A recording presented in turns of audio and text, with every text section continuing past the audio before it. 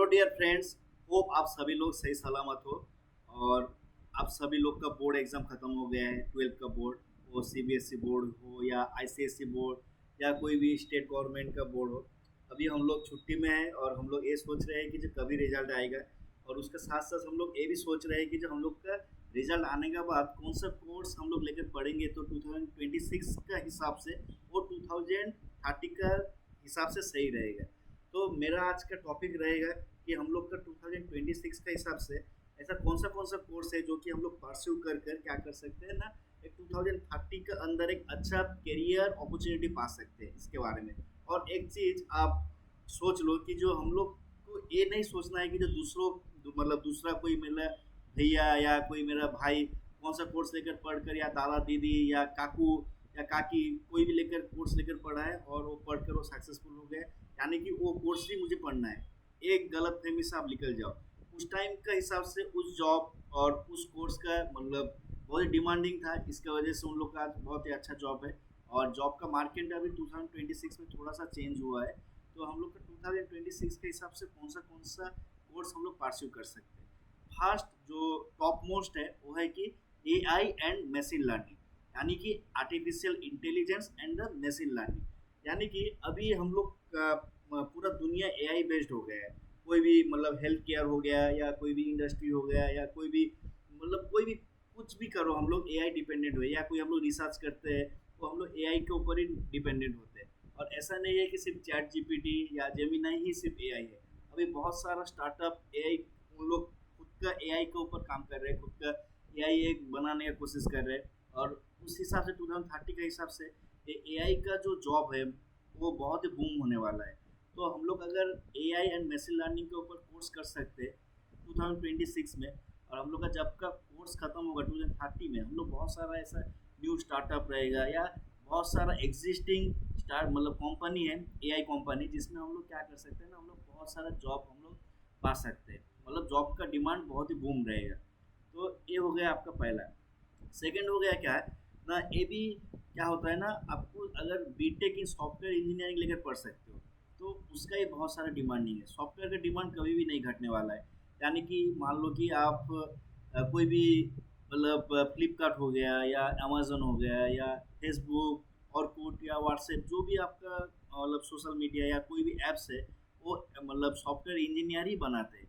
यानी कि अगर आप कोडिंग बहुत अच्छे से सीख सकते हो तो आपको क्या कर सकते हैं ना, आप मतलब बहुत खुद का कंपनी भी खोल सकते हो। यानी कि आपका खुद का ऐप्स भी आप खोल सकते हो।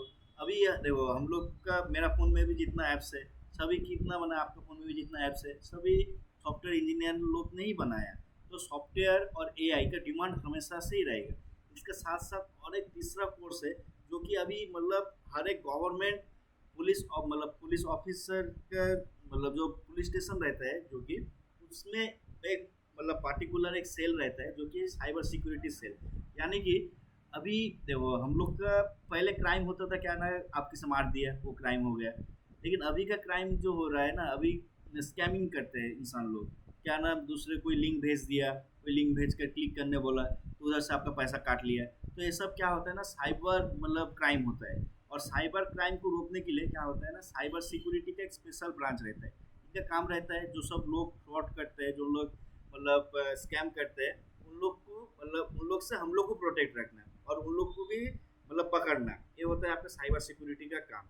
तो साइबर सिक्योरिटी में अगर आप लेकर पढ़ रहे हो, और साइबर सिक्योरिटी में भी बहुत सारा गवर्नमेंट जॉब निकलता है, मतलब स्टेट गवर्नमेंट में, सेंट्रल गवर्नमेंट में। यानी कि बहुत सारे आपको जॉब अपॉर्चुनिटी मिल जाएगा 2030 तक। और जितना हम लोग दिन जा रहा है उतना इंटरनेट यूजर्स भी हम लोग का ज़्यादा बढ़ रहा है। तो ज़्यादातर अभी क्राइम भी ज़्यादा होगा, तो इसकी वजह से हम लोग का जॉब अपॉर्चुनिटी भी ज़्यादा है हम लोग को ये सब क्राइम रोकने के लिए, साइबर क्राइम। तो साइबर सिक्योरिटी भी एक अच्छा कोर्स हो सकता है। और उसके साथ क्या होता है ना, हम लोग अगर डाटा साइंस और एनालिस्ट के ऊपर भी हम लोग पढ़ते हैं। डाटा साइंस का यानी कि मतलब कोई भी 100 साल का डाटा हम लोग को स्टडी कर कर एक ही रिजल्ट निकालना है। कि अगर हम लोग सोच रहे हैं कि जो इधर हम लोग का बहुत सारा दुकान हुआ था, बहुत सारा डिफरेंट डिफरेंट शॉप हुआ था, और अभी हम लोग का कंपनी एक डिमांड कर रहा है कि जो आपको ये पता करना है कि जो अभी इसी वक्त में 100 साल का डाटा आप एनालिसिस करो, और एनालिसिस करके ये पता करो कि जब मैं अगर इस लोकेशन पर इस दुकान खोलूँ तो चलेगा कि नहीं चलेगा। यानी कि डाटा एनालिसिस का काम होता है, डाटा साइंस और एनालिटिक्स का काम यही होता है। और ये हेल्थ केयर हो गया, यानी कि आपका कोई फील्ड में अभी डाटा का वैल्यू बहुत ज़्यादा है। अगर आपको डाटा मिल गया बहुत सारा सालों का, बहुत सारा मतलब डाटा आपको मिल गया है, तो आप क्या कर सकते हो, आप इजीली वो एक्सप्लोर कर कर एक फाइनल रिजल्ट पर आ सकते हो। तो अभी कंपनी का बढ़ेगा, मतलब ग्रोथ होगा या घटेगा, वो पहले से डिसाइड होता है। कौन लोग डिसाइड करता है? जो लोग डाटा साइंटिस्ट होते हैं, उन लोग मतलब एग्जिस्टिंग डाटा को एनालिसिस करते हैं, पढ़ते हैं, कैलकुलेशन करते हैं, बहुत सारा सॉफ्टवेयर में उसे पुट करते हैं और एक फाइनल रिजल्ट आ जाता है कि हाँ, इस हिसाब से हम लोग करेंगे तो 15% ग्रोथ हो सकता है, या ऐसे कुछ, मतलब डाटा के ऊपर एनालिसिस करना। तो कोई भी अभी काम होता है वो डाटा से, मतलब पहले एनालिसिस होता है, डाटा एनालिसिस, उसके बाद वो कंपनी मतलब बढ़ता है, सही ना। अब क्या हो गया, health care and the medical field. Health care और मेडिकल फील्ड हमेशा ही डिमांडेबल जॉब है। और आप कोई भी कोर्स ले लो, बीएससी नर्सिंग हो गया, या आप बी फार्म हो गया, या बीडीएस हो गया, एमबीबीएस हो गया, कोई भी कोर्स का डिमांड हमेशा से ही रहेगा।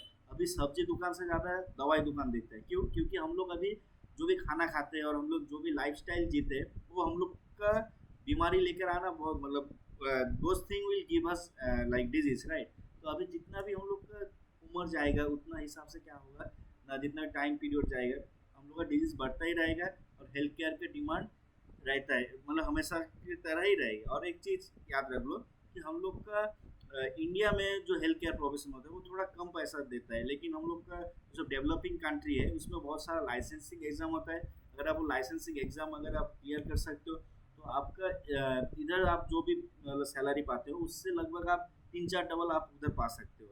तो हमेशा ये प्रिपेयर रखना कि जो हाँ, मैं इधर पढ़ रहा हूँ, तो पढ़ने के बाद मैं वो लाइसेंसिंग एग्जाम क्लियर करूँगा, और उसके बाद मैं कोशिश करूँगा कि जो मुझे जहाँ पर ज़्यादा मतलब पैसा मिलता हो मैं उधर जाऊँ, सही ना। उसका बाद हो गया क्या, ग्रीन एनर्जी एंड सस्टेनेबिलिटी। अभी देखो हम लोग का एनवायरनमेंट में बहुत ही क्राइसिस है। क्या क्या क्राइसिस है?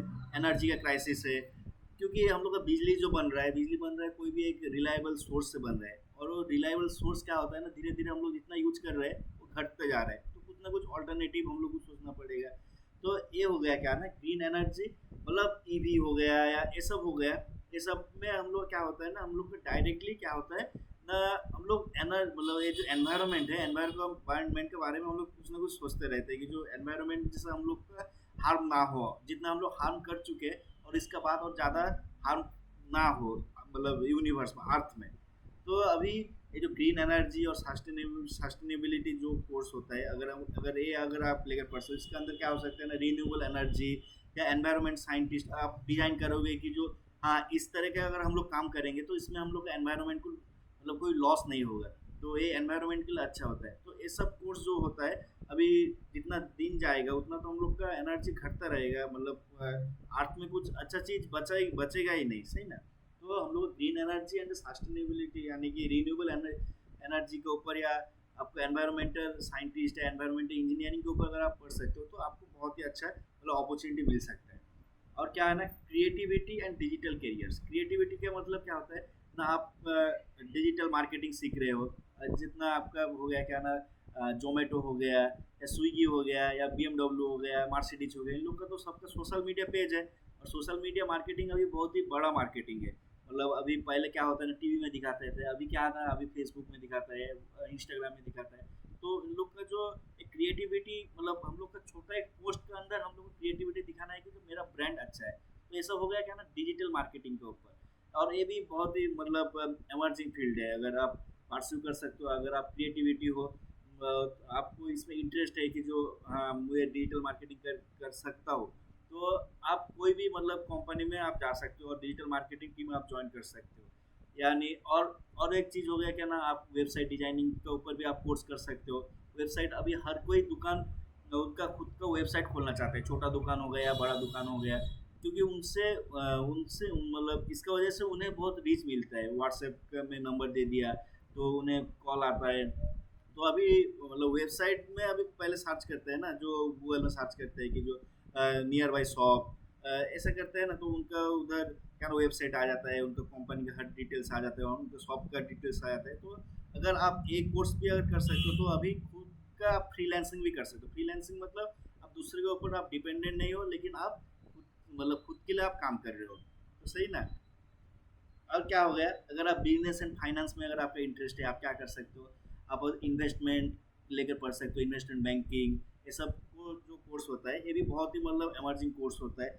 यानी कि क्या होता है ना, इन्वेस्टर बैंकर हो सकते हो, फाइनेंशियल एनालिस्ट हो सकते हो। फाइनेंशियल एनालिस्ट मतलब मेरा पास 100 रुपया है, तो उससे मैं कैसे 150 रुपया करूँगा, ये हो गया फाइनेंशियल एनालिस्ट। और इन्वेस्टमेंट बैंकर मतलब इन्वेस्टमेंट करते हैं और बैंकिंग के बारे में पढ़ना पड़ता है। ये भी बहुत ही अच्छा मतलब कैरियर अपॉर्चुनिटी है जो लोग कॉमर्स लेकर पढ़े हैं, सही ना। और क्या होता है ना, और ऑटोमेशन के ऊपर भी बहुत ही मतलब अभी मतलब डिमांडिंग है, मतलब ईवी व्हीकल, यानी कि ईवी व्हीकल कैसे हम लोग असेंबल करते हैं। अभी तो ऑयल सेस हो जा रहा है, अभी तो सभी डिपेंड होता जा क्या ना ईवी के ऊपर, तो ईवी हम लोग कैसे डिजाइन करेंगे। और कौन सा ऑटोमोबाइल का मतलब जो पेट्रोल है, पेट्रोल का ऑल्टरनेटिव क्या क्या हो सकता है, इसके ऊपर जो स्टडीज मतलब बेसिकली हम लोग ऑटोमोबाइल ईवी ये सब भी अगर हम लोग लेकर पढ़ेंगे तो ये भी मतलब बहुत ही अच्छा होगा हम लोग का। 2030 के अंदर हम लोग का बहुत ही अच्छा जॉब मिल सकता है। और नंबर 10 पे है क्या ना, गवर्नमेंट जॉब। गवर्नमेंट जॉब अगर आप सोच रहे हो कि जो नहीं मैं ये सब नहीं करूँगा, तो आप क्या कर सकते हो, आप नॉर्मल एक बीएससी या बीए लेकर पढ़ो।